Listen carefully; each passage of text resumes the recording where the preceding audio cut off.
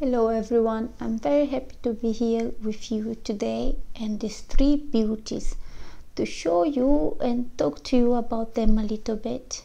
As you can see, there are three monsteras that we have here, all from the same family. Of course, they are aroids and similar but different. I think what these plants have in similar is that they are fast growers, vining, climbing plants that are very generous and forgiving.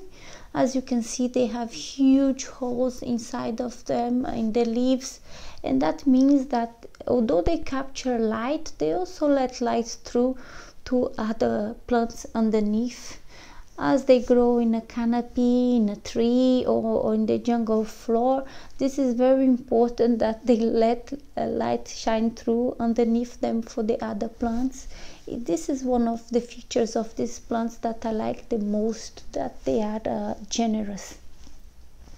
So here the Adansonii is this one here, as you can see. Beautiful plant, fastest grower of maybe all my house plants. This one is that gave me the more action this spring and summer, because since I've got it, I had more or less 12 leaves, I would say, counting with those two that she's opening right now. So 12 leaves have opened for me. Also arrived this summer for me the Epipremnoides. The Monstera Epipremnoides is very large and it is a very good growth habit, but I think this plant needs a little bit of security. I don't know if it's because it's a large plant and its tendency of growth is of a generous size and substance. The plant is actually currently sending me quite a large node, as you can see here, vine, but no leaves as of yet. And I think that the reason for this is because the plant needs to be secure. It wants to cling, to hold on to something before it can send a leaf. It is important for this plant because, as you can see, its leaves are quite large. This one here, this plant is a cutting from a juvenile plant, so the actual size of the leaves is much larger than what we see now. I have two nodes growing from this cutting, which means to me that it will grow substantially and send nodes. And also the cutting where the plant came from is maybe 4 times thicker than this node that I have here. So the node is a young, but these leaves are juvenile, not adult yet, I don't think, because the Epipremnoides I've seen online and from my friends collectors, they are quite large already.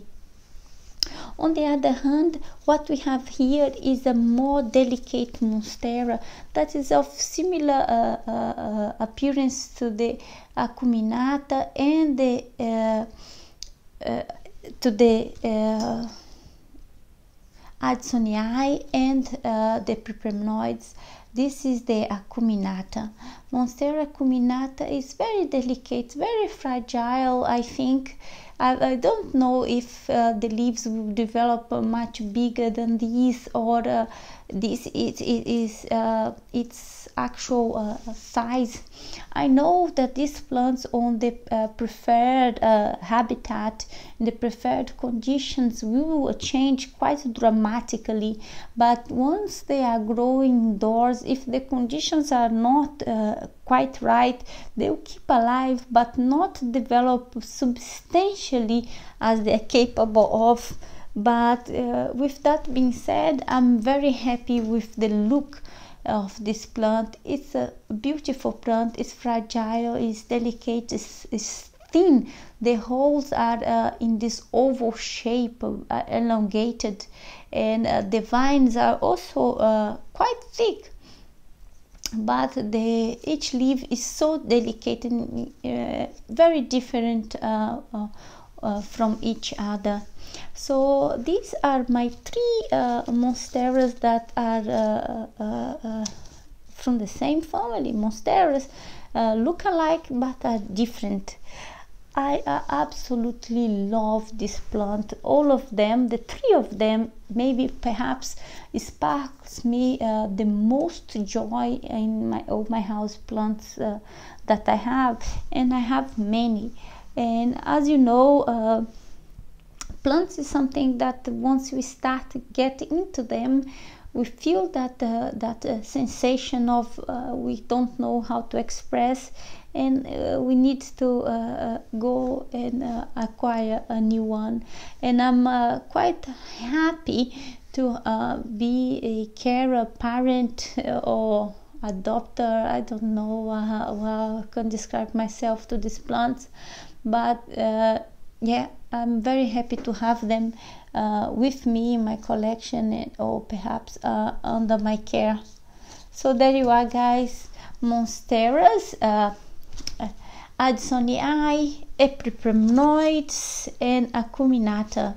I hope you like this. If you did, let me know. Thank you for coming. Bye bye.